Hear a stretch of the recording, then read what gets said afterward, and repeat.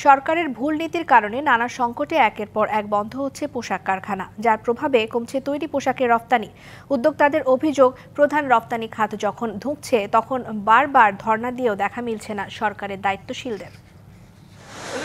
চলতি অর্থবছরের August, September, October এই ৩ মাসে কমেছে তৈরি পোশাক খাতের রপ্তানি।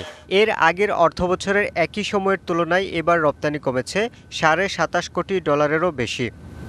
শিল্প উদ্যোক্তাদের অভিযোগ, পোশাক রপ্তানি কমার জন্য দায়ী সরকারের আমলাতান্ত্রিক জটিলতা। ছোট হইতে পারে, বড় হতে পারে, মাঝারি হতে পারে, আমাদের প্রত্যেকের আমাদের পক্ষে রক্তক্ষরণ যে আমাদের এই সেক্টর থেকে আমরা কীভাবে যে বেরোবো, আমরা কীভাবে এই দেশের অর্থনীতিতে অবদান রাখবো, আমরা এভরিবডি আমরা চিন্তিত।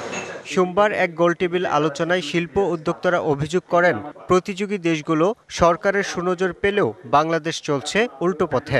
আমাদের বন্ড কমিশনারের কি দরকার, কেন দরকার, এটি একটি দুর্নীতির আখড়া, এই যত বিলুপ্ত করা হয়। সংকটের শেষ নাই। আমি যদি বলি আমার নিরাপত্তা সংকট, ব্যাংকিং সংকট, ট্যাক্স সংকট, কাস্টম সংকট, পলিসিগত সংকট। সানশাইন আটা ময়দা সুজি, ভালোবাসায় তৈরি। আপনারা কি মস্কারা মনে করছেন? যে সেক্টর 13% জিডিপি কন্ট্রিবিউশন করে, it is not to be underestimated. পোশাক খাতের শীর্ষ সংগঠনের সভাপতিও নিজের অসহায়ত্বের কথা স্বীকার করলেন উদ্যোক্তাদের কাছে।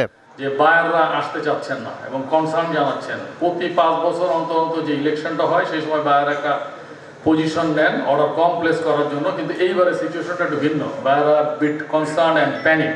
তো সেই জায়গা থেকে ল অ্যান্ড অর্ডার সিচুয়েশন যেন ফার্দার ডিটেরিয়েট না করে, এই জন্য গভর্নমেন্টের কাজ করতে হবে। দেশের প্রধান রপ্তানি খাতকে গভীর সংকটে রেখে সরকার উন্নয়নশীল দেশের স্বীকৃতি নেয়ার মোহে আছে বলেও অভিযোগ করেন ব্যবসায়ীরা। পিটিএ, এফটিএ, ইপিএ কিছুই হয়নি, সবগুলি করিতেছি, তো হয় নাই। তো যখন হবে তখন গ্র্যাজুয়েটেড হন। Yusuf Rana, DBC news, Dhaka.